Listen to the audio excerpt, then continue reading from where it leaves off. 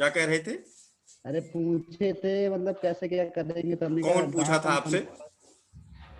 अच्छा अभी बता रहे, रुक जाओ। अभी बता रहे, अभी बता रहे। कौन पूछा था? अरे किसी बताओ तो।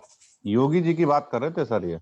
अभी योगी जी हाँ के नाम लिए थे हाँ हाँ हाँ हाँ। कि उन्होंने यो- फोन करके पूछा था इनसे। योगी आदित्यनाथ मुख्यमंत्री उत्तर प्रदेश के बारे में बातें हो रही थी। अच्छा, मुख्यमंत्री हाँ जी ने हाँ आपको फोन किया था हाँ, और वही पूछा पूछ था रहे कि थे। क्या करें, हैं? हाँ तो हाँ आपने इन्हें हाँ सजेस्ट विशेष किया। सलाहकार समिति में रखा है ना सर। हाँ हाँ हाँ, पॉलिसी वॉलिसी तो सब यही बना रहे होंगे इस समय, तो फिर अच्छा अरे है। पूरा डिस्टर्ब करके रखा है, पढ़ाई लिखाई नहीं हो पा रही करे हमारी। योगी जी ने डिस्टर्ब कर रखा है। और क्या। यार डरता भी नहीं है बंदा। हम्म, वनों की खेती चलिए।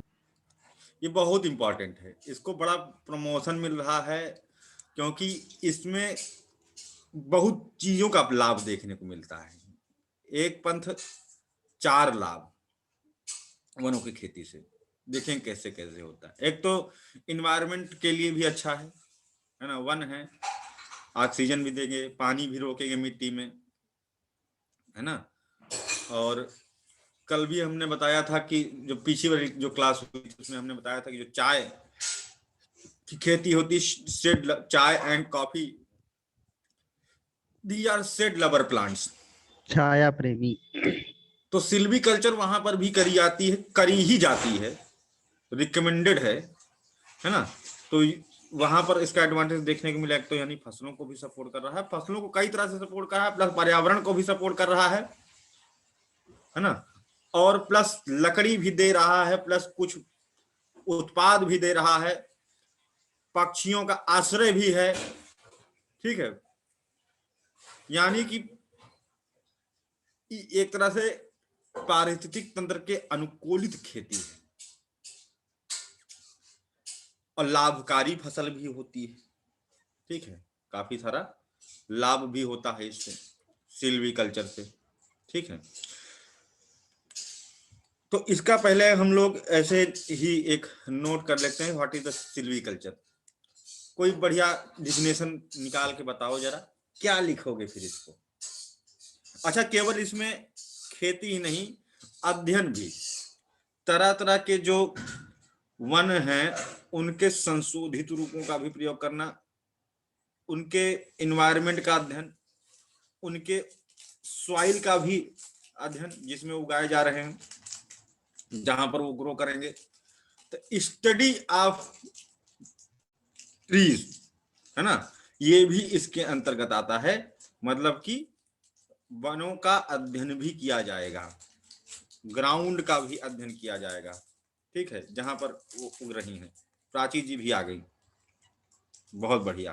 काम निपट गया होगा कुछ नहीं? प्राची जी कुछ काम निपटा, खाली है, ठीक है। तो means it is involve the agriculture crop including tree crops, ठीक है, and study of the tree crops, वृक्षों का, वनीय फसलों का अध्ययन एवं उनकी खेती आती है इसके अंतर्गत। सर डेफिनेशन बोले, छोटी सी लिखी है एक। हाँ बताइए दो। The study of different type of forest and their environment where they can grow frequently. जहां पर कि वो बार बार उत्पादित किया जा सकते हो, है ना। फ्रिक्वेंटली शब्द का इस्तेमाल चाहे करो चाहे ना करो यहाँ पर, है ना, लेकिन मतलब फ्रिक्वेंटली से मतलब ना है कि बहुत अच्छी तरीके से मतलब ग्रो कर सकते हैं वहां पर। हाँ, वो ऐसा हम्म ग्राउंड हम्म बन गया कि वहां बार बार हम खेती करते हैं, हम्म। ठीक है। इसको विभिन्न कैटेगरी में हम कैटेगराइज कर सकते हैं, इस खेती के सिस्टम को। तो यही पेपर में पूछा जाता है। इसके जो एडवांटेजेस हैं, इसके जो अनुप्रयोग हैं, इसकी जो खेती करने के तरीके हैं, उनमें से उठा करके सीधे क्वेश्चन डाल देगा। या फिर केवल जो ज्यादा पूछा गया है पेपर में, टोंगिया सिस्टम क्या है, टोंगिया, ये काफी ज्यादा पूछा गया है। और इसके एडवांटेजेस, पूछेगा कि टोंगिया सिस्टम, टोंगिया प्रणाली क्या है ना, एडवांटेजेस डिसएडवांटेजेस बताइए, ऐसे पेपर में क्वेश्चन दे देता है। टोंगिया आपका सिल्वी कल्चर से जुड़ा हुआ है, ठीक है। तो अभी इसका पहला पॉइंट हम लोग जो देखते हैं, कुल 10 पॉइंट हैं इसमें, और इन 10 पॉइंट इस पे जो क्वेश्चन आएगा तो लंबा क्वेश्चन आएगा, आपको 250 शब्दों में 300 शब्दों में लिखने के लिए आएगा, ठीक है। तो लेकिन तब भी हम ज्यादा बताएंगे आपको, उसको श्रिंक करके मेन मेन कंटेंट को ही लिखना है। तो पहले तो उसका हम एक वर्गीकरण कर लें, है ना। सबसे पहला है improved fallow species in shifting cultivation, ठीक है। काय का वर्गीकरण है सर ये? सिल्वी ये कल्चर? वर्गीकरण है सिल्वी कल्चर का जो अनुप्रयोग है, अनुप्रयोग वो हम पढ़ने जा रहे हैं, ठीक है। किस किस टोंगिया के तरह बारे से में इसका बता रहे हैं ना? इस्तेमाल किया जाता है, ठीक है। किस किस तरह से इसका इस्तेमाल किया जाता है, कहाँ कहाँ पर किया जाता है, क्यों किया जाता है, ये चीज हम लोग इसको पढ़ने जा रहे हैं। एक तरह से क्लासिफिकेशन भी आप इसको कह सकते हैं, वर्गीकरण कह सकते हैं, ठीक है। उपयोगिता के आधार पर या अनुप्रयोग के आधार पर वर्गीकरण। इसमें एग्रीकल्चर साइंस जो लोग लिए हैं उनको तो मोटी मोटी किताबें पढ़नी पड़ जाती है, हम लोगों को उतना नहीं पढ़ना है, टच करके समझ के निकल लेना है, क्रीम लेकर के, जैसे कि अभी हम लोगों ने पीछे पढ़ा है उस तरह। सबसे पहला है इसमें कि इसको शिफ्टिंग कल्टीवेशन के अगेंस्ट में हम इस्तेमाल कर रहे हैं, यानी शिफ्टिंग कल्टीवेशन जो होती है, झूम एग्रीकल्चर जो होती है, उसका विरोधी वर्जन है ये, ठीक। तो improved fallow species in shifting cultivation, ठीक है। या फिर to control the damage of shifting cultivation, to recover the damage of the shifting cultivation, कोई भी हेडिंग आप यहां पर इस्तेमाल कर सकते हैं, ठीक है। तो शिफ्टिंग कल्टीवेशन हम पीछे बता चुके हैं, यानी झूम खेती जिसे कहते हैं, है ना, स्थानांतरित खेती जिसे कहते हैं, झूम खेती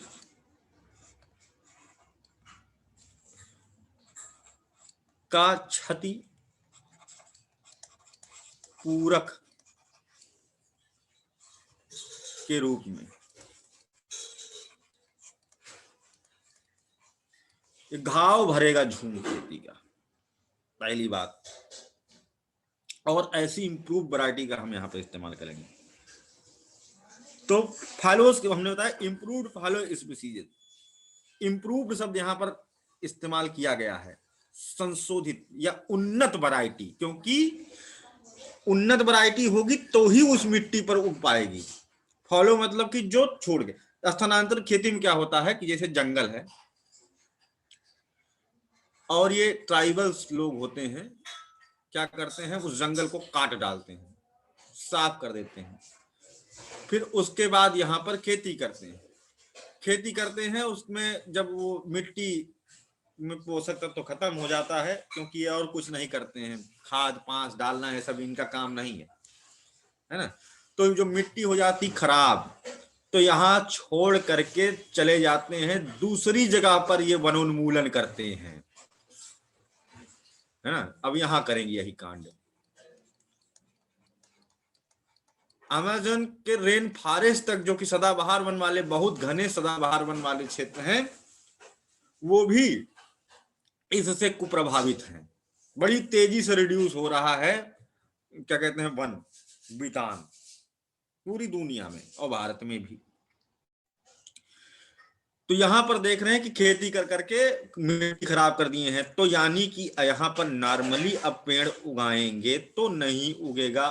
फलो मतलब क्या हो गया, फलोज क्या होते हैं, अनुयायी। इम्प्टी लैंड,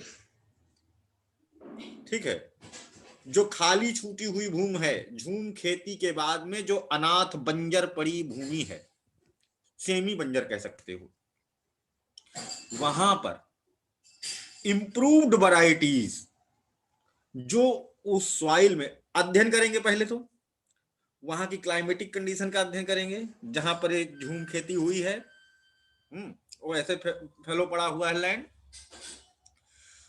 फिर वहां पर कौन सी फसल उगा दी जाए, सॉरी कौन सा क्या कहते हैं वृक्ष उगाया जाए, ये डिसाइड होगा। फिर यहां पर जैसे भाई जहां पर जो चीज नहीं उग सकती है वहां पर कुछ भी लाके थोड़ी उगा दोगे। फिर क्योंकि नॉर्मल कंडीशन में नहीं उग सकता तो हम स्टडी करेंगे, उसके बाद वहां पर एक इम्प्रूव्ड वैरायटी वहां पर ग्रो करेंगे कि जो डिफिशियंट सॉइल में भी उग सके।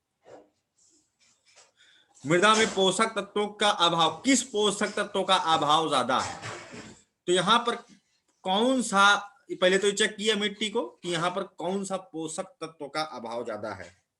Deficiency, major nutrient deficiency, to check the major deficiency in the soil, हम पहले उसको चेक करेंगे।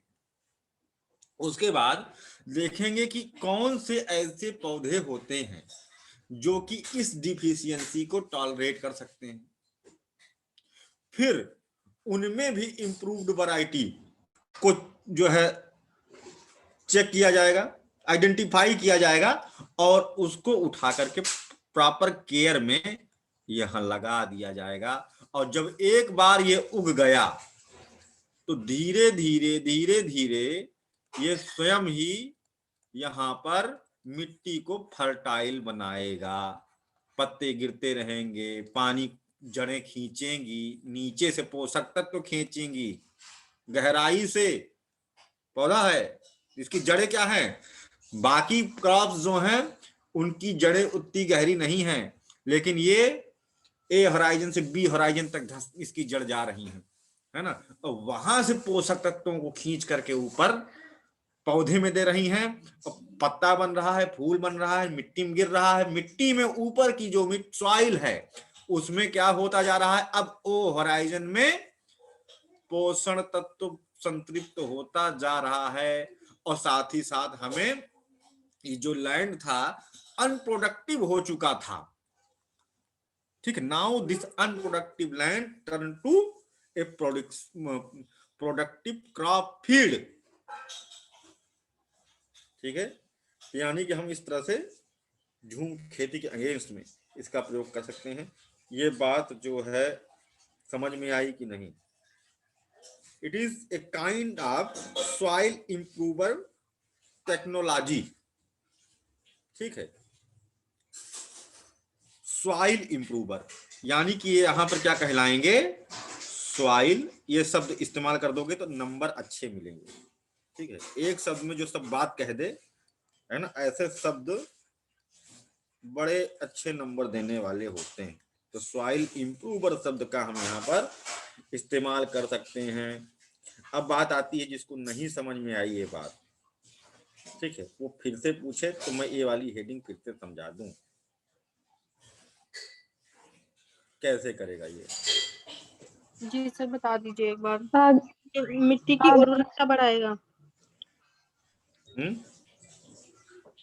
हाँ, फिर से बता दे रहा हूँ, या फिर कोई और बताए तो उसका क्लियर भी हो जाएगा, याद भी रह जाएगा उसको। राहुल, मिहिर, मिहिर, हाँ ठीक है, मिहिर बताओ। ये जो सिल्वीकल्चर है इसमें बोला जा रहा है क्या कि ये सॉइल को इसमें क्या किया जाएगा कि पहले वहाँ पे एनालिसिस किया जाएगा। जैसे कि शिफ्टिंग कल्चर में क्या होता है कि जो ट्राइब्स होते हैं वो फॉरेस्ट एरिया को काट कर वहाँ पे खेती करते हैं और फिर बाद में क्या करते हैं, उस एरिया जब अनफर्टाइल हो जाता है तो उस एरिया को जलाकर चले जाते हैं, तो वहाँ पे सॉइल हो जाता है अनफर्टाइल। तो इसके अंदर क्या किया जाएगा कि उस लैंड पे पहले चेकआउट किया जाएगा कि यहाँ किस किस इस सॉइल में किस किस न्यूट्रिएंट्स की कमी है, और फिर वो न्यूट्रिएंट यहाँ ऐड किया जाएगा और फिर ये भी सर्वे किया जाएगा कि यहाँ कौन सा प्लांट ग्रो कर सकता है। फिर उस प्लांट को यहाँ ग्रो कराया जाएगा जो उस डिफिशियंसी में भी उसको दूसरा न्यूट्रिएंट चाहिए, जिसमें डिफिशियंट है उसको उसकी जरूरत नहीं है। उसमें कुछ ऐसे उसकी जड़ों में कुछ ऐसे फंजाई मतलब कवक वगैरह का भी प्रयोग किया जाएगा, जैसे कि माइकोराइजा है ना, माइकोराइजा। जो कि क्या कर देगा, उसको डिफिशियंसी को टॉलरेट करने में हेल्प करता है। इस तरह की भी तकनीकी का इस्तेमाल करेंगे, सिम्बियोटिक एसोसिएशन बनाने की कोशिश करेंगे, है ना, कि वो वहां उग जाए। पहले तो हम झूम जो है आपको यही बता देते हैं कि झूम क्या है। झूम यही है कि जैसे जो ट्राइबल्स हैं वो आए, उन्होंने पेड़ों को काट डाला जंगल में और वहां खेती करे, कुछ दिन करे खेती और सॉइल की हेल्थ पर ध्यान नहीं दिए, उसके बाद जब प्रोडक्शन बंद हो गया तो वहां चले गए, दूसरी जगह पेड़ों को काट डाला और वहां पर यही कांड किया। इससे धीरे धीरे वनावरण कम होता जा रहा और साथ ही साथ लैंड की फर्टिलिटी भी खत्म हो जा रही। और ये फेलो लैंड है, खाली पड़ी अनाथ भूमियां, ठीक है, इनको इंप्रूव किया जा सकता है सिल्वी कल्चर के माध्यम से, सॉइल इंप्रूवर के तौर पर। झूम नॉर्थ ईस्टर्न स्टेट में कहा जाता है। इस तरह की जो खेती प्रणाली के जो ट्राइबल्स करते हैं, स्थानांतरी कृषि को झूम कहते हैं, है ना। और आंध्र प्रदेश में इसे क्या कहते हैं, और उड़ीसा में इसे पोडू कहते हैं। इसको याद रखना, पोडू। सर ये सिर्फ ये वनों के लिए ही होता है, क्योंकि कभी कभी गांव साइड में जैसे खेत कटवाते हैं धान वगैरह मशीनों से, तो उसमें भी आग लगा देते हैं, लेकिन फिर से खेती हो जाती है। नहीं, वो दूसरी चीज हो गई, उसको तो ओ, बैन कर दिया है गवर्नमेंट ने, बहुत बड़ा जुर्माना लगा रखा है। Stubble burning. स्टेबल बर्निंग, पराली जलाना अपराध है, ठीक है। ये तो ये बात समझ में आई। इसको इम्प्रूव कैसे करेंगे, अब यहाँ पर ऐसे ही पौधा लगाएंगे जो यहाँ पर उग सकेगा। और उसके बाद क्योंकि मिट्टी में ऊपर पोषक तत्व की कमी है, लेकिन जब नीचे गहराई में जाएंगे तो वहां पर because of heavy leaching, because of anything, मिट्टी का कलर नीचे डार्क होता है, पोषक तत्व होते हैं नीचे। तो ये नीचे से पोषक तत्व कौन खींच के ला सकता है, ये घास फूस नहीं ला सकता है। जब बड़ा पेड़ लगाएंगे, है ना, तो उसकी जड़ नीचे गहराई तक जाएगी, वो वहां से पानी भी खींचेगी, वो वहां से पोषक तत्वों को खींचेगी। पोषक तत्वों को खींचेगी तो मिट्टी को देगी नहीं अभी डायरेक्ट, वो उससे पत्ता बनाएगी, फल फूल बनाएगी, और वो पत्ता वगैरह सब क्या है, नीचे गिरेगा। जब नीचे गिरेगा तो दबेगा, तो सड़ेगा, तो फिर मिट्टी में यही पोषक तत्व फिर डिकम्पोज होकर के यहाँ पर जो ओ संस्तर है, ओ होराइजन टॉप प्रोफाइल, उसको उर्वर बना देगा, है कि नहीं। Restoration of the soil fertility एक फायदा मिला। सेकंड, क्योंकि ये अपने जड़ों से, है ना, बांध के रखते हैं मिट्टी को, and it also reduces the soil erosion, है ना, मृदा अपरदन को भी रोकेगा, ये भी इसका लाभ होगा। मिट्टी को ठीक भी करेगा। सॉइल डॉक्टर शब्द भी आप इस्तेमाल कर सकते हो, ये भी अच्छा शब्द निकल के आया, सॉइल इंप्रूवर या they act as soil doctor. इस तरह के शब्द को मजा आ जाती है ना, पढ़ने वाला भी कहेगा हाँ गजब बढ़िया, ठीक है। तो ये भी यहाँ पर उगाया जा सकता है। और साथ ही साथ हमें वो अनप्रोडक्टिव जो लैंड था, जिसका कोई लाभ नहीं देखने को मिल रहा था, है ना, अनप्रोडक्टिव लैंड का, वो लैंड अब हो जाएगा प्रोडक्टिव। यहां से आप कुछ ना कुछ धनार्जन तो करोगे ही। कॉमर्शियल वैल्यू वाले पौधे आप यहाँ अगर ग्रो करते हैं तो आपको साथ ही साथ और अधिक लाभ होगा ही, पैसा भी कमाएंगे, और मिट्टी भी ठीक हो जाएगी, बाद में दूसरी भी कर सकते हो खेती, है ना। ये चीज होती है। इसमें कई सारे मेथड इस्तेमाल होते हैं, ठीक है, जैसे डायरेक्ट सीडिंग, ठीक है, direct cultivation of the plants in crop field, ठीक, मतलब कि जहां जमीन खाली पड़ी हुई है उसमें सीधे वनों का रोपण कर दिया गया, सीधे डायरेक्ट वनों का रोपण कर दिया गया, ठीक है, प्रत्यक्ष बुआई हो गई है। पौधे लेकर के आए, वहां पर गड्ढा खोदे, है ना, उसको वहां पर रोपित कर दिया। ठीक है। दूसरी बात होती है कि अतिक्रमण हो चुका होता है कभी कभी, इस जगह पर झाड़ झंखाड़ उगाए होते हैं, तो ये इम्पटी लैंड नहीं दिखाई दे रहा होता है। तो दूसरा होता है सेलेक्टिव कटिंग। ठीक है, selective cleaning of bushes and useless grasses. अब ये भी नहीं कह सकते कि वो खाली ही पड़ा था और नेचुरली वहां कुछ नहीं था, और नेचुरली अगर वहां कुछ है तो हम उसको नहीं हटाएंगे। तो यहां पर रिमूव भी किया जाएगा। बिना मतलब के जो झाड़ झंखाड़ घास फूस यहां पर उगाए हैं, है ना, जो कि बड़े पौधों को यहां पर नहीं उगने दे रहे हैं। फॉर एग्जाम्पल ललांग ग्रासेस आप घाना नाइजीरिया, वहां पर जैसे झूम एग्रीकल्चर करते हैं, तो ये भी पूछा गया था पेपर में प्री में। तो उसके बाद वहां पर ललांग नाम की बेकार घास उगाती है, जिसमें पोषण तक तो नहीं होते, कटीली होती है, लेकिन नेचुरल है, वो नेचुरल है। तो आप ये नहीं कहोगे अरे यार यहाँ तो क्या बताएं, प्रकृति का नुकसान हो जाएगा, प्रकृति ने यहाँ घास उगा रखी है, छोड़ो ना ना, उसको साफ करो। उसको साफ करने के बाद में यहाँ पर इनको सिल्वीकल्चर कर सकते हैं। ये भी कर सकते हैं। फिर इसमें टाल सीडलिंग, मतलब कि बड़े बड़े फॉलोज बना करके, है ना, जो हैं वहां पर अहाते बना करके, बाड़े बना करके, इसमें बड़े बड़े वृक्षों को जो है थोड़ा बड़े वृक्षों को लगाया जाए, ज्यादा गहरा गड्ढा खोद करके। इसको तब किया जाता है जैसे कि एक छोटा पौधा बो दिया, सीड बो दिया, है ना, सब करके।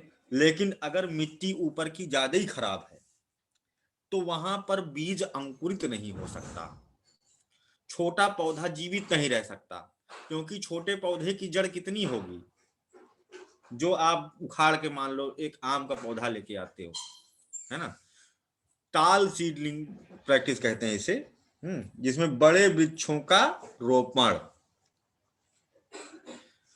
इसमें क्या होता है कि क्योंकि ऊपर की जो मिट्टी है उसमें काफी ज्यादा डिफिशियंसी हो चुकी है, और इसमें जब हम पौधा लगाएंगे छोटा, है ना, रोपाई करेंगे तो, या सीडिंग की गई है, तो ये उग ही नहीं पाएगा।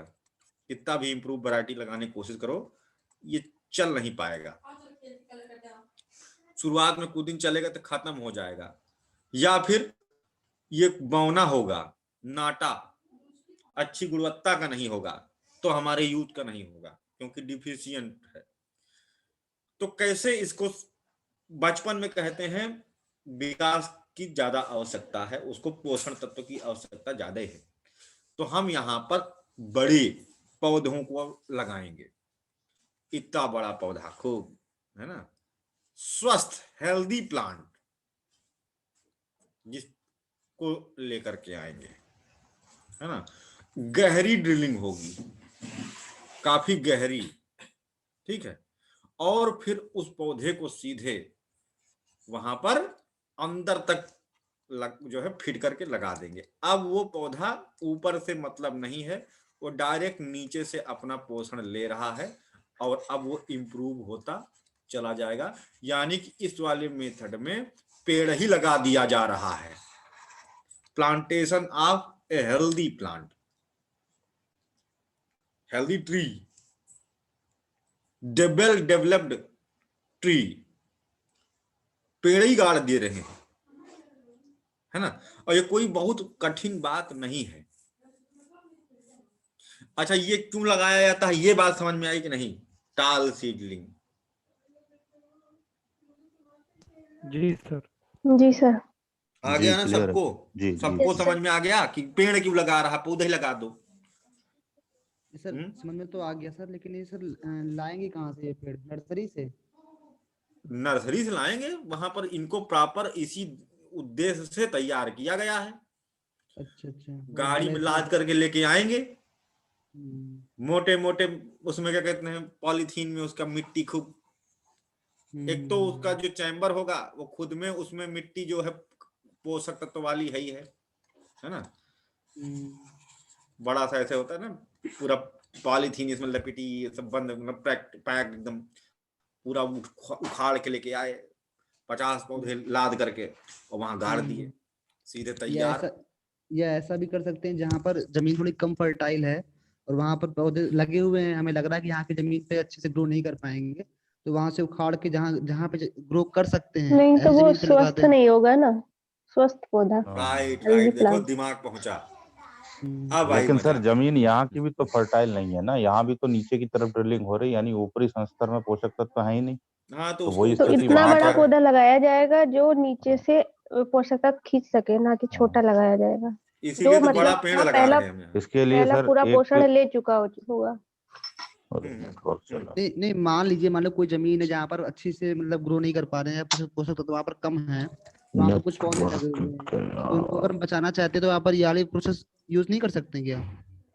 अभी जो प्राची जी ने कहा कि जब हम ऑलरेडी डिफिशियंट सॉइल से कोई पौधा उखाड़ के लेके आएंगे तो वो खुद ही बीमार है, वो खुद ही स्वस्थ नहीं।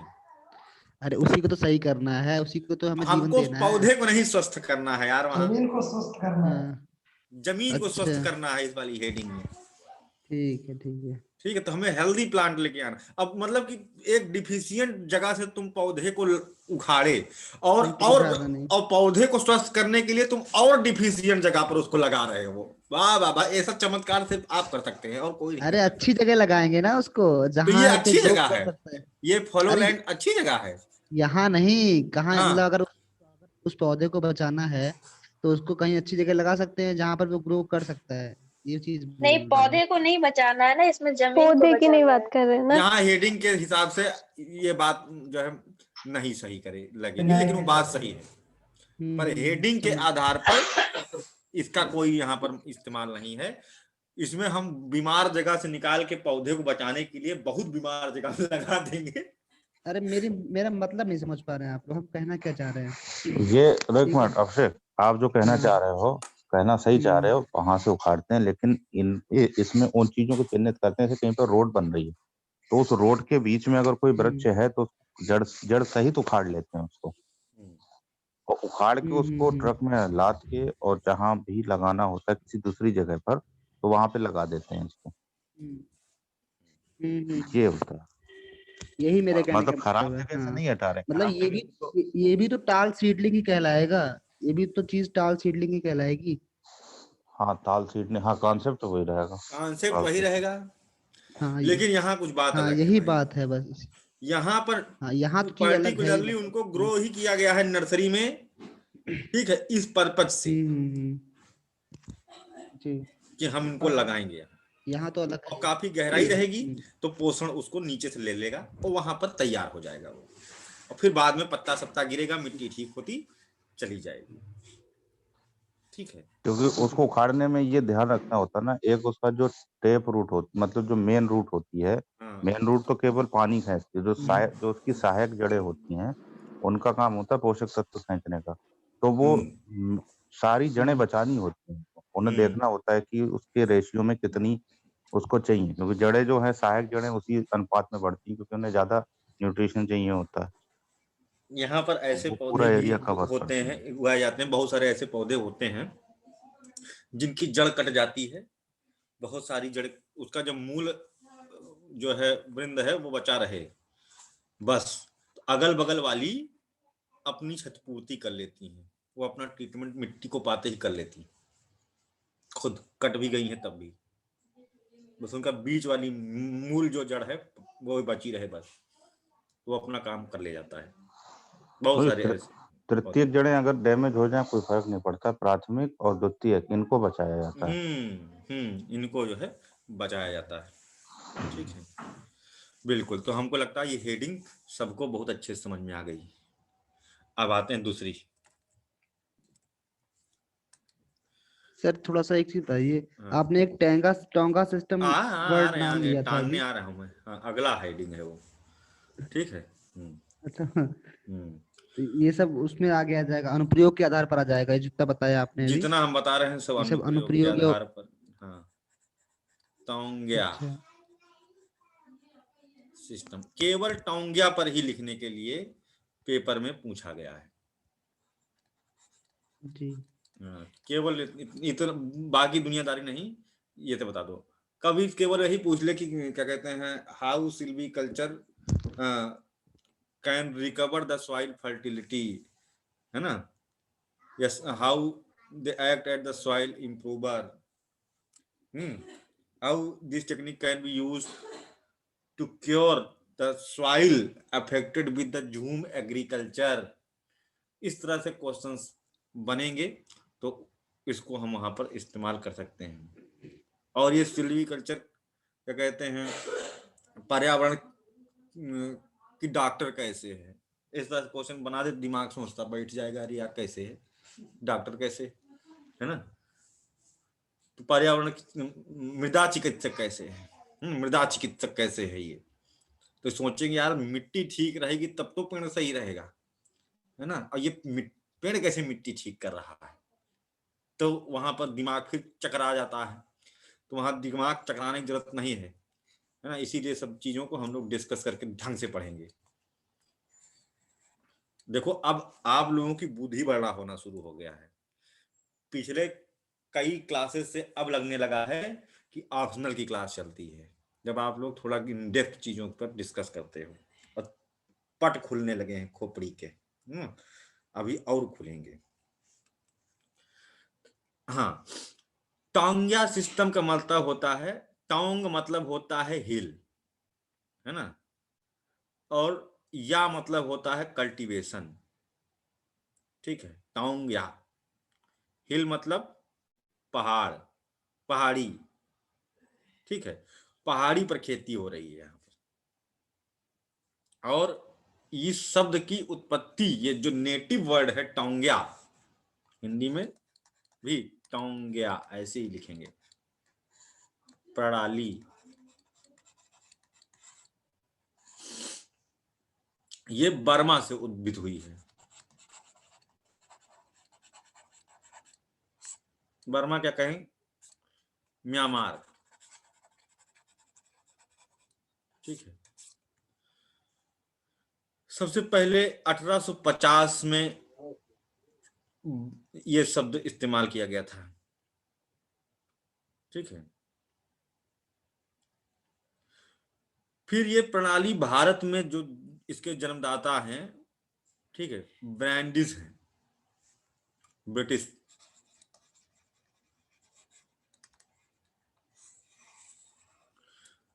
नॉर्थ ईस्टर्न स्टेट की जो है पहाड़ियों में इस प्रणाली को ढाल पर प्रयोग किया गया था, इसके एडवांटेजेस को देखते हुए, ठीक है।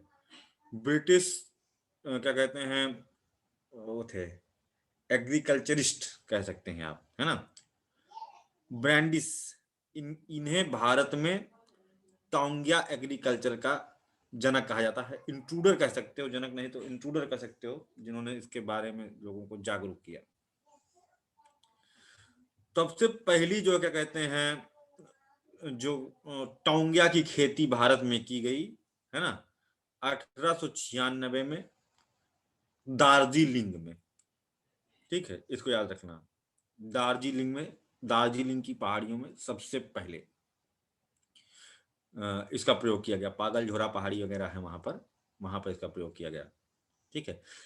धीरे धीरे ये पॉपुलर हो गई साउथ इंडिया में भी, केरल, यहां तक कि उत्तर प्रदेश में भी इसका प्रयोग होता है। बाकी तमिलनाडु, आंध्र प्रदेश, उड़ीसा वगैरह में भी बहुत हल्का इसका प्रयोग होता है, बहुत ज्यादा पॉपुलर नहीं है, है ना, लेकिन नॉर्थ ईस्टर्न स्टेट में काफी पॉपुलर है, केरल में पॉपुलर है, और बंगाल में है, नॉर्दर्न बंगाल कह सकते हो आप, वहां पर है। दक्षिण भारत में इसको नाम टोंग्या नहीं कहते हैं, ठीक है।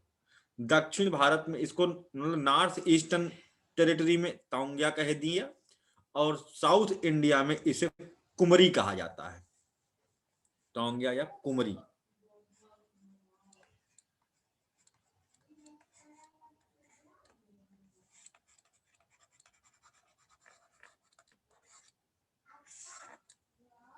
ठीक,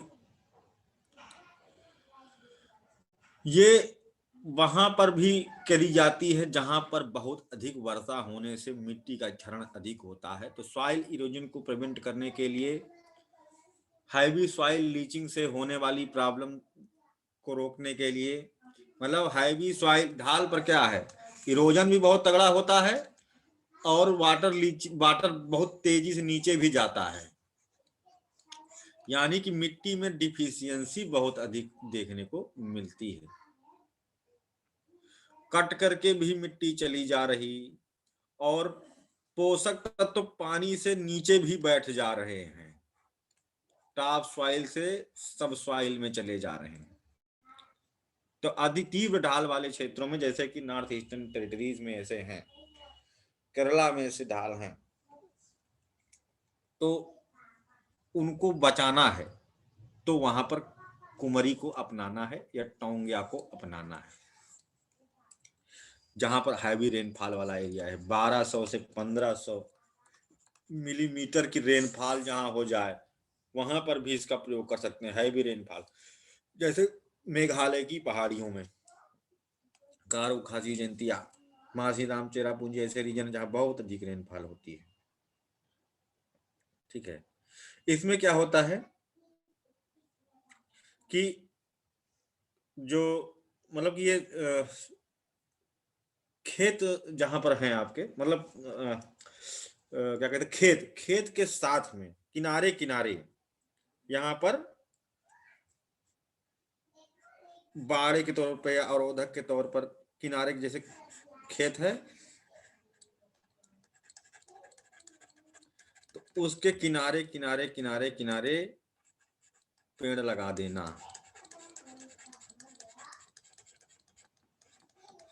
करीब करीब एकदम कतार इसकी बिछा देना।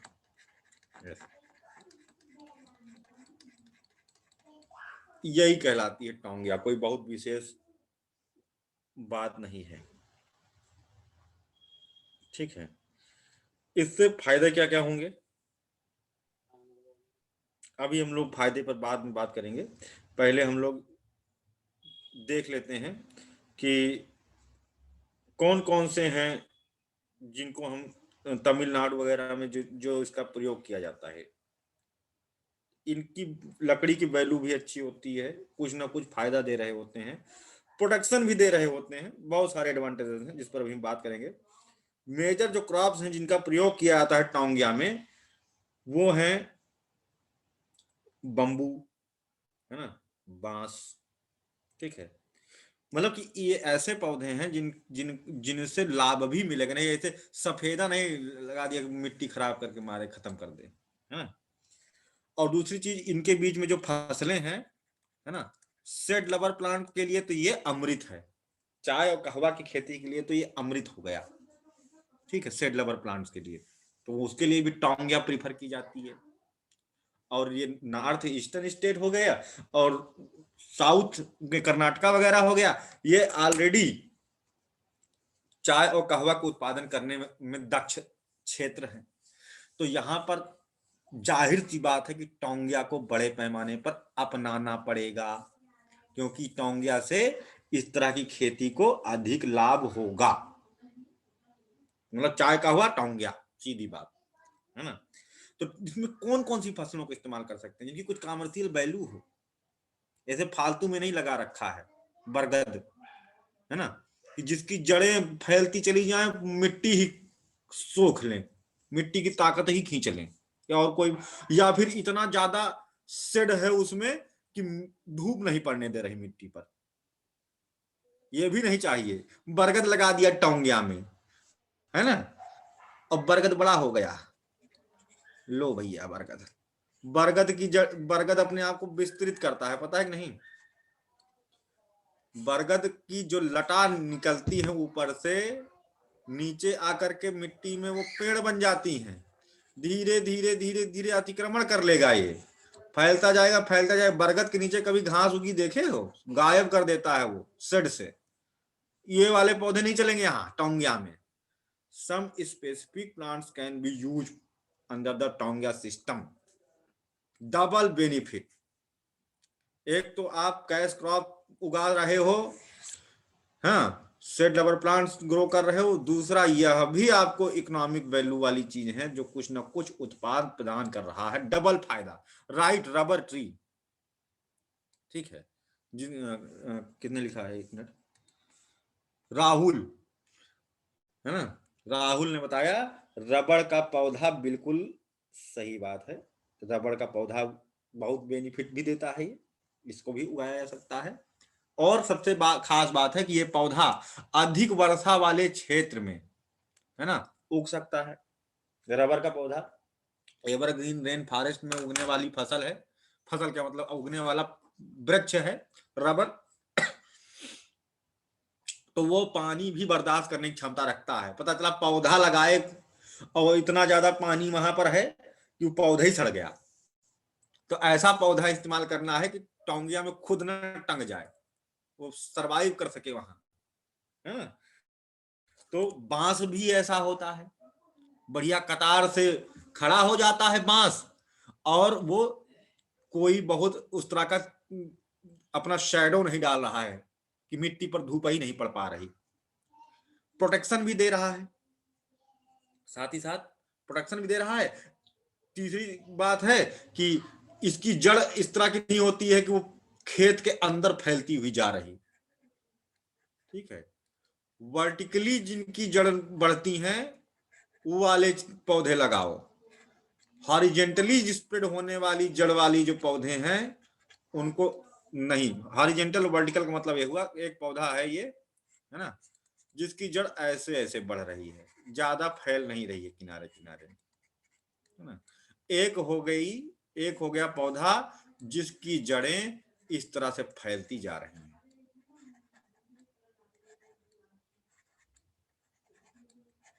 ठीक है, ऐसे ऐसे इनकी जड़ें फैलती जा रही हैं। तो ये वाला पौधा यहाँ प्रीफर नहीं करेंगे, ये वाला पौधा यहाँ पर प्रीफर करेंगे, ठीक है। वर्टिकली स्प्रेड होने वाली जो रूट्स वाली जो फसलें हैं, ऊर्ध्वाधर जिनमें जड़ें बढ़ती हैं आगे, वो प्रीफर किया जाएगा यहाँ पर। एक पॉपुलर का भी यूज होता है सर। पॉपुलर का यूज होता है, बहुत बड़े पैमाने पर होता है, बहुत बड़े पैमाने पर इसका पॉपुलर का इस्तेमाल और टीक का इस्तेमाल उत्तर प्रदेश, बिहार, इन सब क्षेत्रों में इनका प्रयोग किया जाता है एज ए टोंगिया। और इसको आप लोगों ने देखा होगा अक्सर। अच्छा, टोंगिया के सिस्टम में कुछ लोग गड़बड़ कर दे रहे हैं, टोंगिया कर रहे हैं लेकिन सफेदा से, और इस कारण से हमारे जो राज्य हैं उनकी मिट्टी खराब होती जा रही है। तो उसे हम क्या कहते हैं, टोंगिया के प्रति अवेयरनेस ना होना भी कह सकते हैं, ठीक है। ये गलत टोंगिया का क्या है, गलत प्रयोग है। सफेदा देखे हो ना खेतों किनारे किनारे, हम तो बहुत देखते हैं, हम जाते रास्ते में तो पॉपुलर का तो कम ही दिखाई देता है, जो कि परमिटेड है, रिकमेंडेड है। पॉपुलर, टीक, सागौन, यानी कि इनकी लकड़ी भी महंगी बिकती है, माचिस की तीली उली बनाई जाती है उसकी, पॉपुलर की, खिलौने वगैरह कुछ बनाए जाते हैं। और जो पैकेजिंग का जो वो होता है डिब्बा लकड़ी का, जिसमें फूड पैक करते हैं, है ना, वो बनाए जाते हैं। तो वो बड़ी अच्छी मार्केट, हल्का होता है ना, सॉफ्ट भी होता है, तो उसका ज्यादा ट्रांसपोर्टेशन भार नहीं पड़ेगा। पता चला फल से ज्यादा भार हो गया है उसके डिब्बे का, इसलिए हल्की लकड़ी चाहिए। पॉपुलर सॉफ्ट है ना, और आसानी से उसको सेव भी दिया जा सकता है। तो पॉपुलर और ये सब तो बहुत बढ़िया चीज है जो इसको इस्तेमाल करें, लेकिन सफेदे का इस्तेमाल वर्जित है। लेकिन यही सफेदे का ही इस्तेमाल सर्वाधिक देखने को मिलता है। अब अगर आप उत्तर प्रदेश में यात्रा कर रहे हैं या बिहार में जा रहे हैं तो आप क्या देखते हैं, यही देखते हैं कि बीच में धान बोया है, किनारे किनारे किनारे किनारे सफेदा बोया है। इस सफेदा को कुछ और भी बोलते हैं क्या? यूकेलिप्टस। यूकेलिप्टस। लेकिन वो यहाँ शब्द नहीं इस्तेमाल, उसको रिकमेंड नहीं करेंगे, यह जरूर लिख देंगे हालांकि कुछ जगहों पर इसका प्रयोग किया जाता है, लेकिन यह जो है वर्जित है। हाँ वर्जित है, ऐसा लिखेंगे। ठीक है सर शीशम का पेड़ भी तो यूज कर सकते हैं। शीशम शीशम का पेड़ का कहीं देखे हो क्या? हम तो नहीं देखे। लकड़ी के लिए यूज होता है, वो बस स्ट्रेट होता है। बेनिफिशियल कम है ना वो। नहीं, प्रैक्टिस में तो नहीं है। टेक्टोना ग्रैंडिस एक पौधा होता है। ठीक है सर पॉपुलर और टीक एक ही चीज है या अलग नहीं, अलग है ना, अलग है। ठीक। देखिए टेक्टोना ग्रैंडिस क्या होता है। पता नहीं क्या भानु प्रभा इसमें वायरस तुमने डाल दिया है। सर बिहार में ना शीशम की लकड़ी बहुत बिकती है। नहीं चलेगा, रहने दो। अच्छा बिहार में तुम्हारे शीशम का दोबारा खोलो चल जाएगा सर, दोबारा खोलो चल जाएगा। ये तो वायरस आ गया, क्या कहते हैं, यू फेवर का वायरस आ गया, ये गड़बड़ है। तो सर मेरे लैपटॉप ने तो ब्लॉक कर रखा है ये फाइबर को, एंटीवायरस में। अच्छा अच्छा, ये टीक आपको भेजा था मैंने एक दिन स्क्रीनशॉट उसका। एक विशेष प्रजाति है टीक की, सागौन की ही है, टेक्टोना ग्रैंडिस।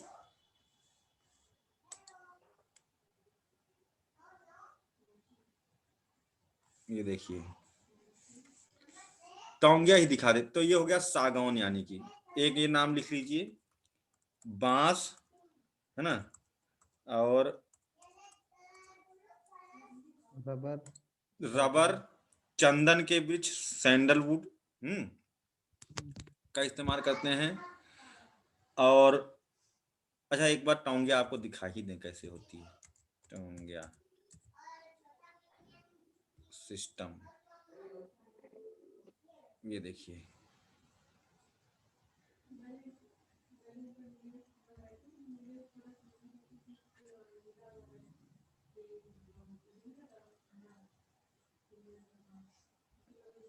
ये सर जूम करो ना किसी एक को, जो परफेक्ट दिखाई दे उसी जूम करें। इसमें कुछ लोग फोटो खींच डाल दिए हैं। ये डायग्राम किसी बुद्धिमान आदमी ने बनाया है। ब्लैक एंड व्हाइट है। तो क्या हुआ, तुमको तो दिखाई नहीं दे रहा होगा। ये देखिए किनारे किनारे इसमें क्या है, पेड़ लगा हुआ है ना, और इधर खेती हो रही है। ये देखिए एक इसके नीचे भी सर दिया है राइट साइड में, नंबर जो लिखा हुआ 1 2 3 4 और बीच में ये क्या है, कैश क्रॉप। हाँ ये तो कैश क्रॉप हो गई, चाय बो दिया, चलो है ना। ये पूरा परफेक्ट डायग्राम लग रहा है। हाँ ये सही है ना, ये भी सही है, ये भी सही है, देखने में दोनों समझ में आ जा रहा है ना। ये है कुछ और ग्रास एंड ग्राउंड कुछ किस तरह से लिखा भी है इसमें। हाँ कि कौन ग्रास कौन एंड सा, ground grass and ground legumes है ना, फॉडर एग्रीकल्चर कर रहे हैं यहाँ पर, सॉइल ट्रीटमेंट के लिए भी इसका इस्तेमाल कर रहे हैं। ठीक है, तो ये हम लोग देख लिए, विजुअल भी हो गया, सब कुछ क्लियर हो गया है ना। अरे सर राजस्थान में भी तो इसी तरह का एक बाड़ लगा लेते हैं ये लोग। हाँ वो लेकिन उसको दूसरा चीज कहते हैं, अभी हम आगे आएंगे उस पर। ठीक है, अच्छा। बाड़ा बनाते हैं रेत को रोकने के लिए, जलाशय के किनारे किनारे। जी। ताकि पानी को रेत से बचाया जा सके। विंड बैरियर के तौर पर उसका इस्तेमाल किया जाता है। ठीक है। सेंटेलम एल्बम, बांस तो तुम लोग जानते ही हो। टीक हो गया, पॉपुलर लिख लिया, रबर लिख लिया, चंदन लिख लिया, है ना। चंदन की खेती ये इसका प्रयोग किया जाता है टोंगिया के तौर पर, वहां पर उटक मंडलम ऊटी में। कहाँ पे? उटक मंडलम ऊटी। चंदन का वृक्ष बहुत महंगा होता है। ठीक है। चंदन की लकड़ी बहुत महंगी होती है। और कौन? सेंटेलम एल्बम, सेंटेलम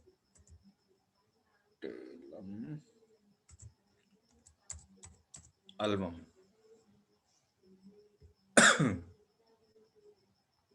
ये होता है ऐसे,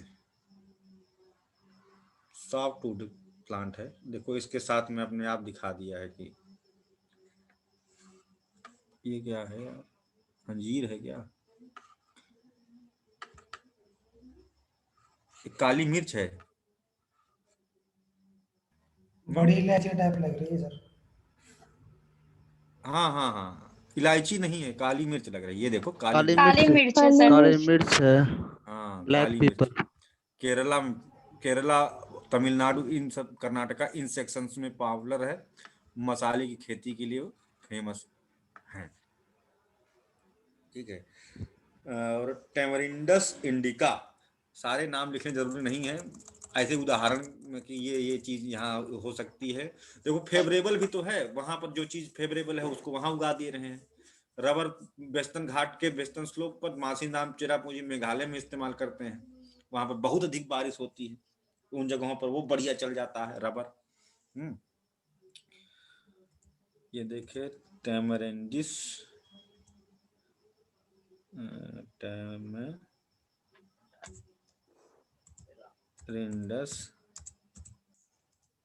इंडिका।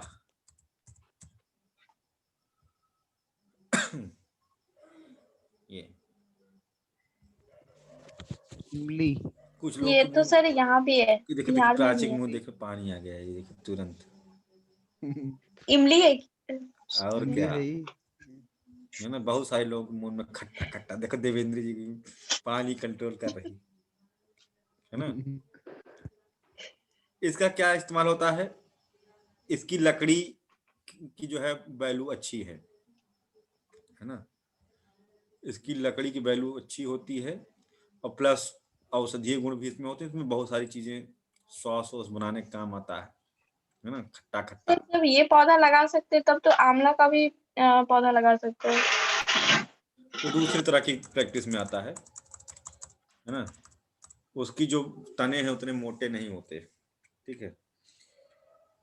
और काजू का, बादाम का, है ना, इसका भी खेती कर सकते हैं किनारे किनारे। कैस्यू, सेब का सर, चीकू का भी लगा सकते हो। चीकू लगा सेब। सकते हो, है ना। अखरोट मत लगाना, ठीक है, नहीं तो फसल को तबाह कर देगा। क्यों?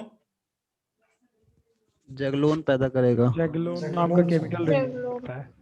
एलोपैथी कर देगा वो, है ना। जंगली बबूल भी उगाते हैं, जंगली बबूल भी इसका भी प्रयोग करते हैं। ठीक है। ये ज्यादा पॉपुलर है इधर। एप्पल का सर, एप्पल का अकासिया, पौधा। एप्पल का कहाँ साथ में हुआ गया? अकासिया नीलोटिका नाम का जो होता है, ये वाला, ये तो जानते होगे तुम लोग। ड्राई एरियाज में इसका प्रयोग करते हैं। वेस्टर्न घाट के ईस्टर्न स्लोप पर जहाँ थोड़ा सा ड्राइनेस है, वहां पर इसका प्रयोग करते हैं। वहां ये उग इसको सकता है। जंगल जलेबी बोलते हैं क्या? नहीं नहीं, वो नहीं है, जंगल जलेबी अलग है तो जंगल जलेबी ही, ये नहीं, जंगल जलेबी नहीं, बबूल अपने यहाँ जो उगता है। ये बबूल है सर। हाँ। वो भी एक बार खोल के दिखा दो, प्राची जी का डाउट क्लियर हो जाएगा। कौन सा? जंगल जलेबी। जंगल जलेबी जलेबी को अंग्रेजी में क्या कहते हैं? आप वही जंगल डालना अरे जलेबी जलेबी बेल का भी टाइप पेड़ में होता है। सर। जंगल जलेबी होता है। हाँ, गोल गोल रहता है जलेबी टाइप।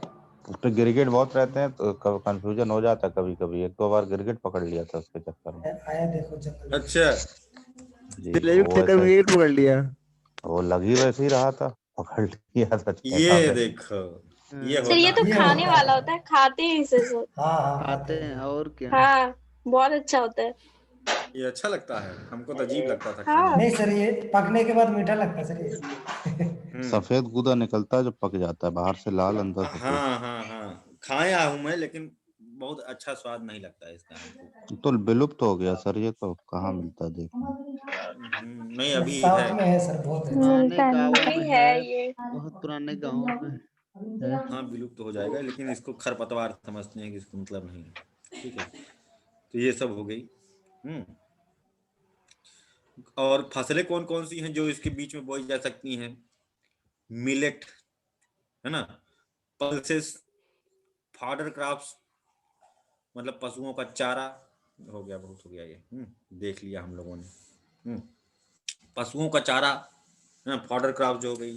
दलहनी फसलें, ज्वार बाजरा, रागी, ग्राउंड नट, मूंगफली, यानी ये भी क्या कहते हैं, कपास, कॉटन की खेती कर सकते हैं, चाय, कहवा की खेती कर सकते हैं, ये सब चीजें कर सकते हैं। अगली बात आती है, ये बात यहाँ खत्म होती है। 3 तरह से क्या कहते हैं, टोंगिया सिस्टम को 3 तरीके से वर्गीकृत किया गया है। Taungya system are of 3 types. पहला, डिपार्टमेंटल टोंगिया।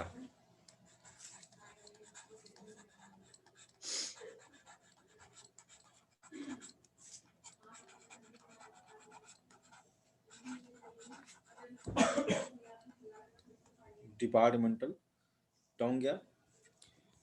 दूसरा होता है, विभागीय लिख लिया है ना। हाँ विभागीय। क्यों सर। हाँ विभागीय हिंदी में।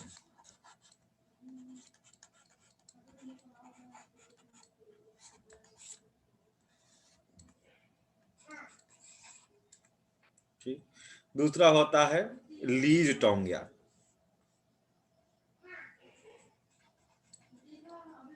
ठीक है,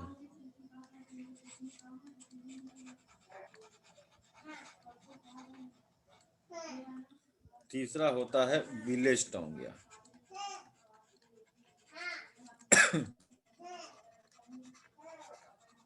तीन तरीके का होता है।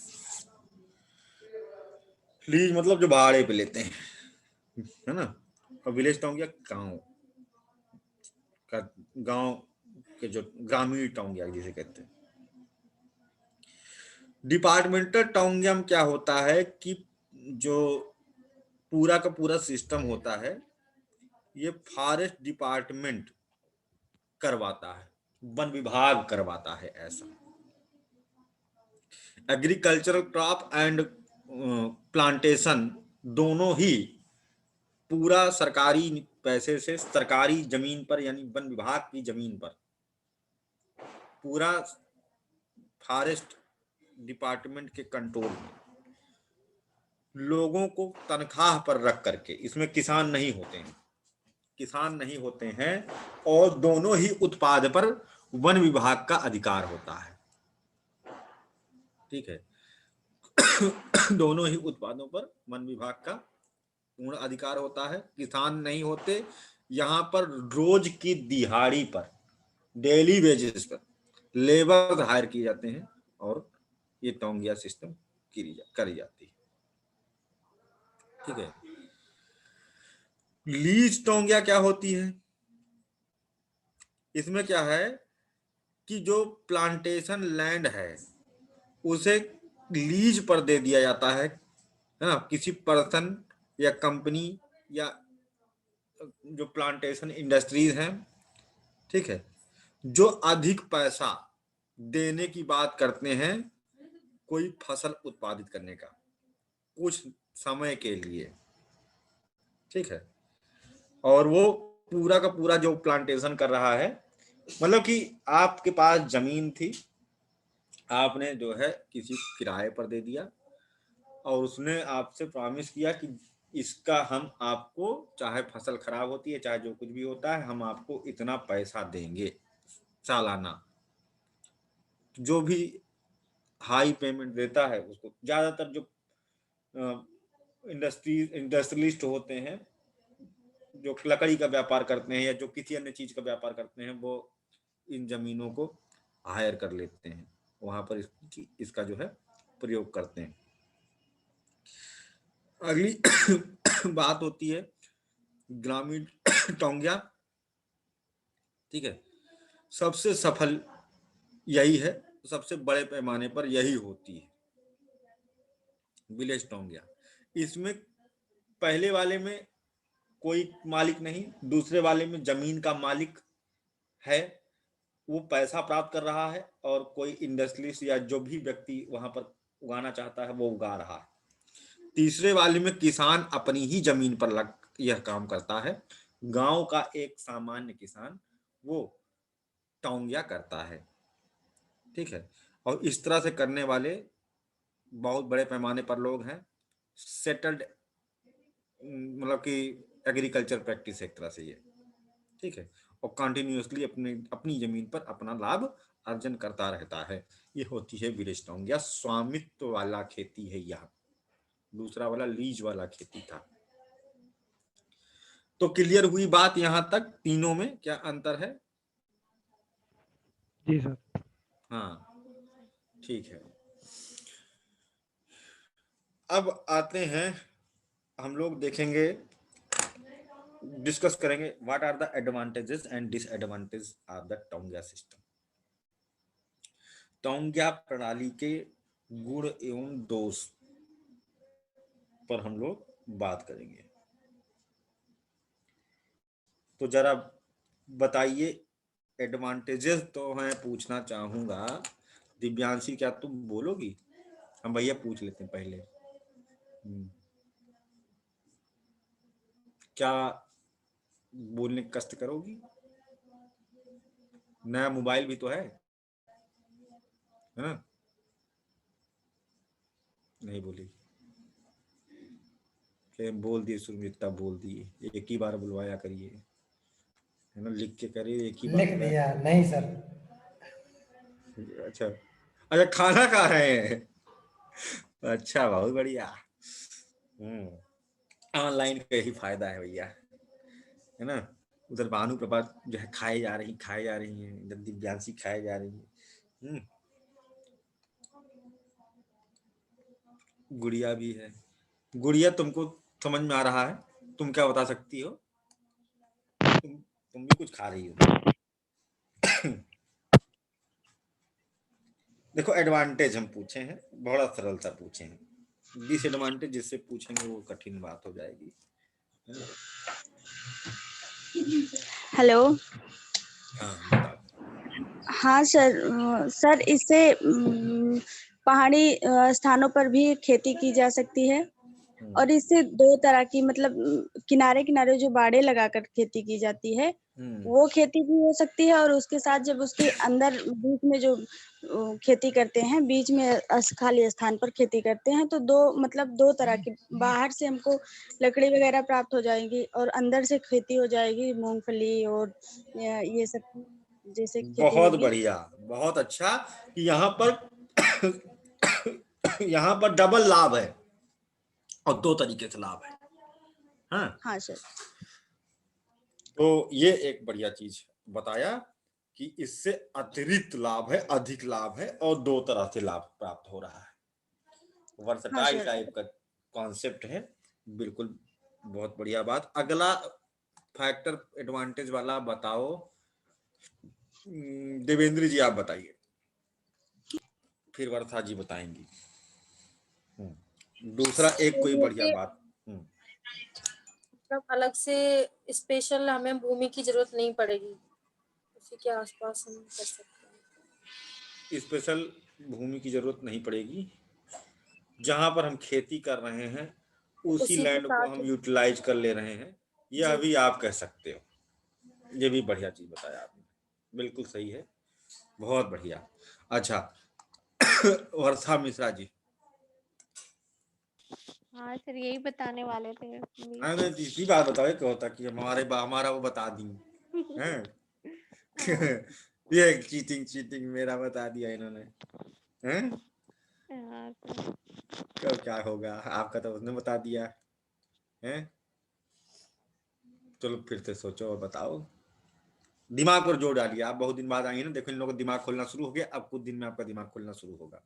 हाँ सर, अभी नहीं खुल रहा है। हाँ अभी नहीं खुल रहा है ना, क्योंकि अभी नए नए आए हो, शुरू किए हो। नए नए क्या मतलब, गैप हो गया है ना थोड़ा सा। अब कंप्रिहेंसिव स्टडी पे हम लोग आए हैं, है ना। रिकॉर्डिंग सुनने सब काम ना चलेगा जब तक हाँ साथ में डिस्कस ना करेंगे, है ना। यस सर इसमें ऐसा नहीं कह सकते जैसे एक साथ जैसे और फसल उगाते हैं तो उसका जो सिंचाई होता है, कुछ भी मतलब परवरिश होती है खेती की, वो एक साथ ही हो जाती होगी इसकी भी, और इसकी समय की बचत कह सकते हैं। समय की बचत है। अच्छा सोनू कश्यप जी, और कोई लाभ है? सर इसका ये भी लाभ हो सकता है कि ये गहरी जड़ों वाले पेड़ हैं जो कम जड़ों वालों के लिए पोषण तत्व खींच सकते हैं नीचे से। बहुत बढ़िया, ये भी अच्छी बात इन्होंने कहा कि ये जो है कम जड़ों वालों के लिए पोषक तत्व तो नीचे से खींच सकते हैं। पहले वाले को यहाँ पर लगाया, लेकिन किनारे किनारे ही, तो जी बीच में फसल है। और कुछ बात, एक्स्ट्रा इनकम वगैरह सब वाली बात हो गई। अनएम्प्लॉयमेंट की प्रॉब्लम इससे सॉल्व करी जा सकती है, ठीक है। बेरोजगारी की समस्या है ना, इससे समाप्त की जा सकती है। Maximum utilization of the site, किसी जगह का बृहत्तम अनुपयोग किया जा सकता है, ठीक है। और क्या हो सकते हैं सर बताओ सर एटमॉस्फेरिक कार्बन को सर, एक तो का सर जो सिंकिंग ढाल वाले क्षेत्र में सॉइल प्रोडक्शन देखने को मिल रहा है। मृदा क्षरण किसी को बताया था, किसी ने बोला नहीं। जी सर, वही बोलने जा रहा था सर कि पौधे सॉइल लगाने से क्या होगा, इरोजन, भूमि की उर्वरता बढ़ेगी, है ना। हम्म मिट्टी जो उड़ रही है फालतू इधर उधर मेड़ों पर, वो नहीं उड़ेगी। और अगर हम्म बाढ़ वगैरह आती है तो वो फसल हमारी खराब हो जाती है। उससे भी बाढ़ का प्रभाव, बाढ़ का जो झोंका है या हवा का जो झोंका है, उसके प्रभाव को कम करेंगे ये लगे हुए पेड़ जो साइड साइड में लगे हुए हैं। ये जो जानवर हम्म वगैरह खेतों में घुस जाते हैं लगातार, तो हम्म उनसे भी थोड़ी रक्षा हो पाएगी। बहुत बढ़िया, बहुत अच्छा बाबा, है ना। जानवर वगैरह जो, जैसे किनारे किनारे बबूल लगा दिया, है ना, किनारे किनारे बबूल लगा दिया, तो इससे जो है बचत हो जाएगी। जी जानवर उसके अंदर कटीले उसमें घुसेंगे नहीं। गैप इतना है नहीं है बीच में से कि जानवर एंट्री मार सके, तो हमें कटिया और जाल जी फंसाने की जरूरत नहीं है, क्योंकि उसको हवा लोग आती चोरी कर ले जाते हैं कटिया और जाल। हाँ, हवा तेज से आती है, फसल खराब कर देती है सर, है ना। हवा या पानी का बहाव आता है, फसल खराब कर देता है, हाँ, तो वो भी थोड़ा एक रुकेगा, मतलब थोड़ा सॉइल धीमा। इरोजन और सॉइल लीचिंग दोनों को ही ये प्रिवेंट कर रहा है ना। और एक प्रोटेक्टिव बैरियर के तौर पर एनिमल से भी सुरक्षा प्रदान कर रहा है, ठीक है। अगली एक बहुत महत्वपूर्ण बात कि फसलों पर टिड्डियों के आक्रमण को भी बचाया जा सकता है। अब कहो कैसे? हम ऐसे वृक्ष का इस्तेमाल करें, स्मेल सेंसिटिव होती हैं टिड्डियां, उसी के आधार पर सूंघ करके आती हैं। हम कोई ऐसे उन्नत ग्रेड के जेनेटिकली मॉडिफाइड क्रॉप्स या कुछ ऐसे पौधे जिनसे टिड्डियां नफरत करती हों, और करती हैं, ऐसे बहुत सारे जंगलों में ऐसे पौधे हैं। जैसे रबर है, उससे ही भाग जाती हैं बहुत सारी टिड्डियां, है ना।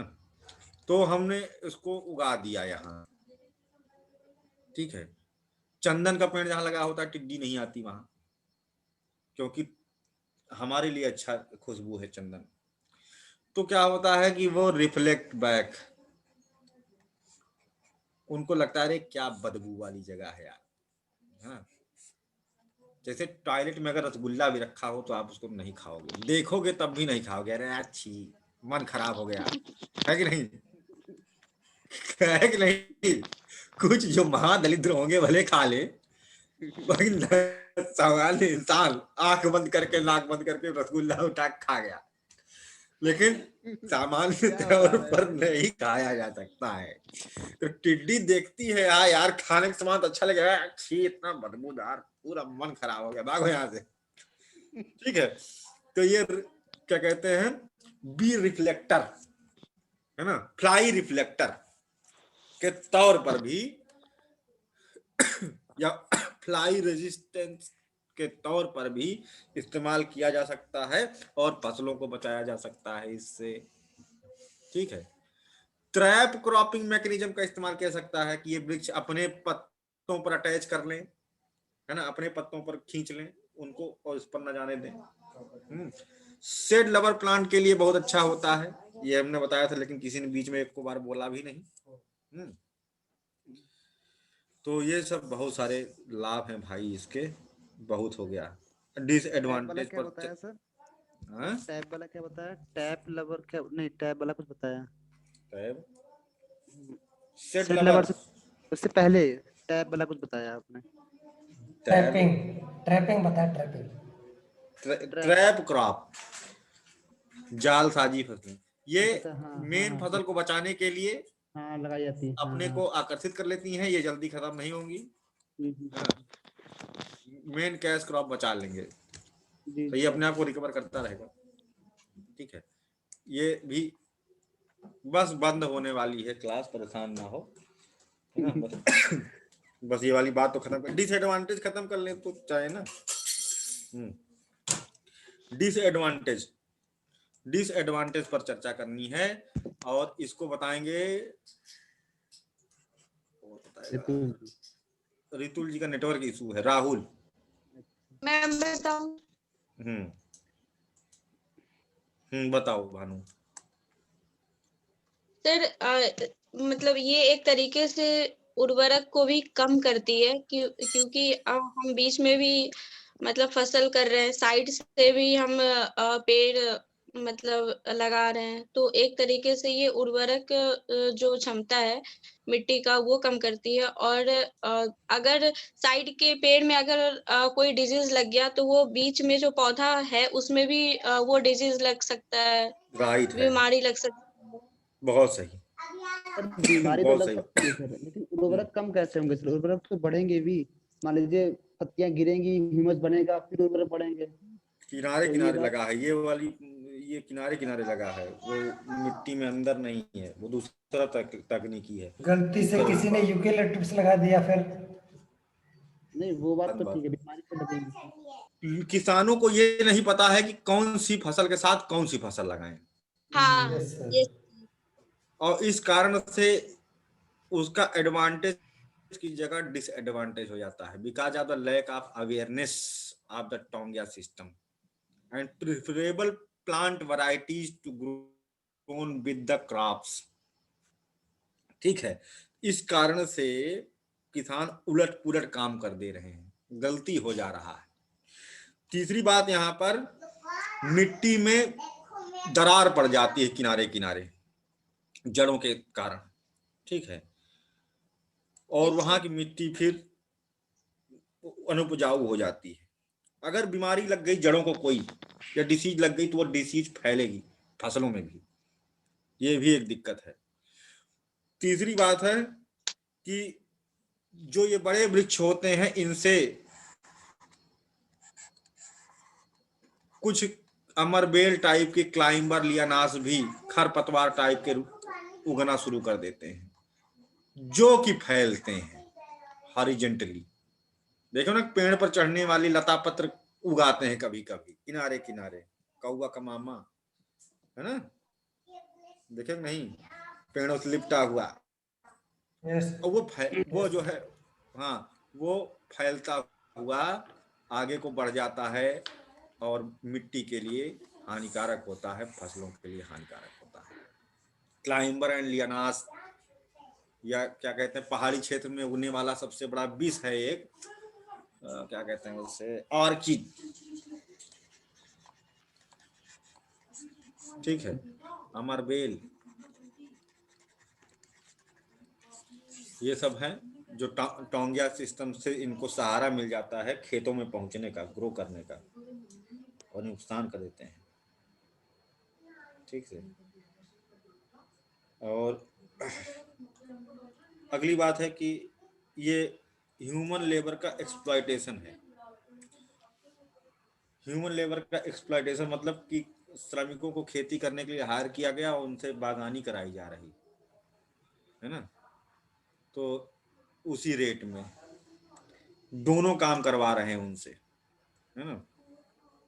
तो ये कई से सारी जगहों पर जो खेती होती है वो सिस्टम होता है कि बटाई सिस्टम, लीज पर, लीज चौंगिया में देखने को मिलता है सबसे ज्यादा प्रॉब्लम, है ना।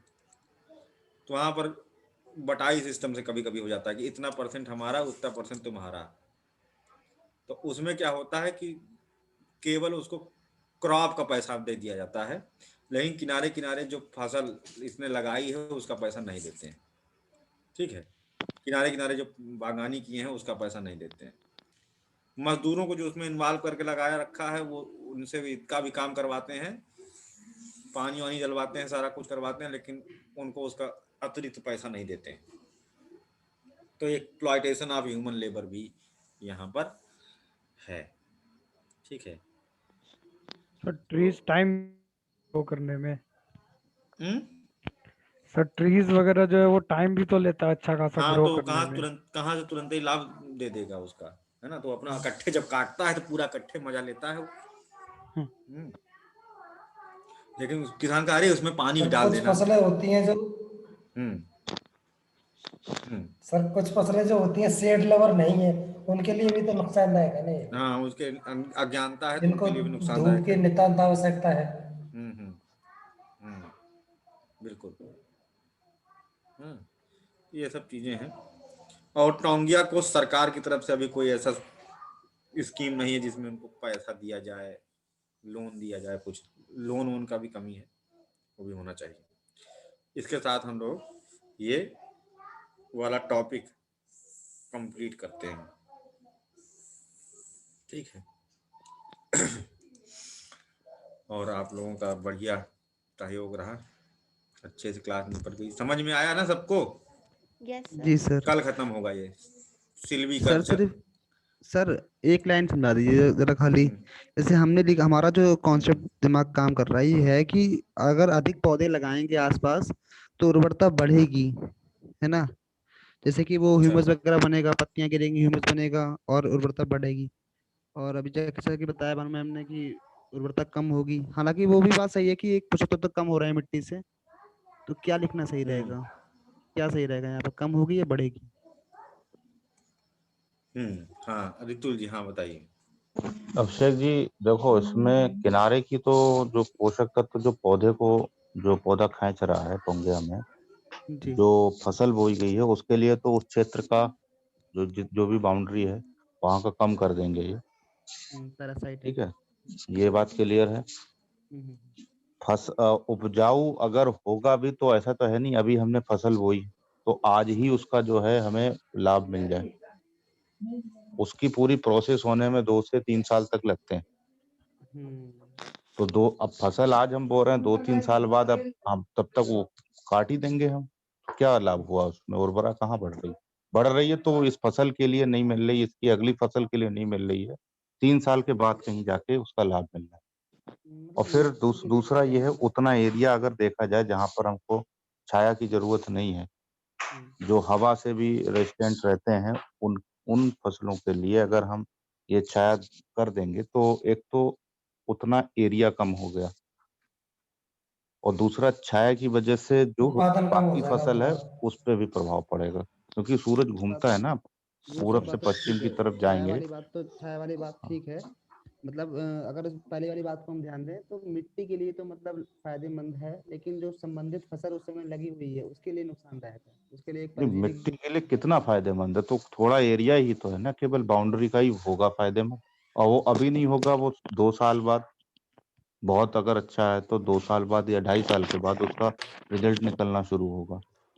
तीसरा, कुछ फसलों के ऊपर अगर उसका कोई पतझड़ होता है, फैलता भी है, तो जो पौधा जो ग्रो कर रहा है तो उसके लिए भी तो नुकसान करेगा ये।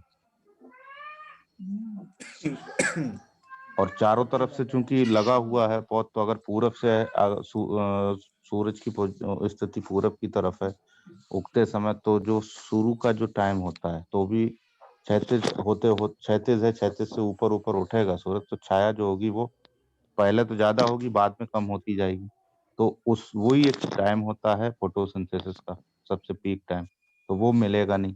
फिर वो इधर दक्षिण की तरफ जब पहुंचेगा तो दक्षिण की तरफ से फिर छाया पड़ेगी, पश्चिम में पहुंचेगा फिर छाया पड़ेगी, यानी कुल मिला के खेत में जो है वो छाया ही रहेगी अधिकांशता, तो वो भी फसल के लिए बेकार ही है। वो तो ठीक है, वो तो भाई ठीक है भाई, ठीक है सर। देखो सो गई है। बढ़िया।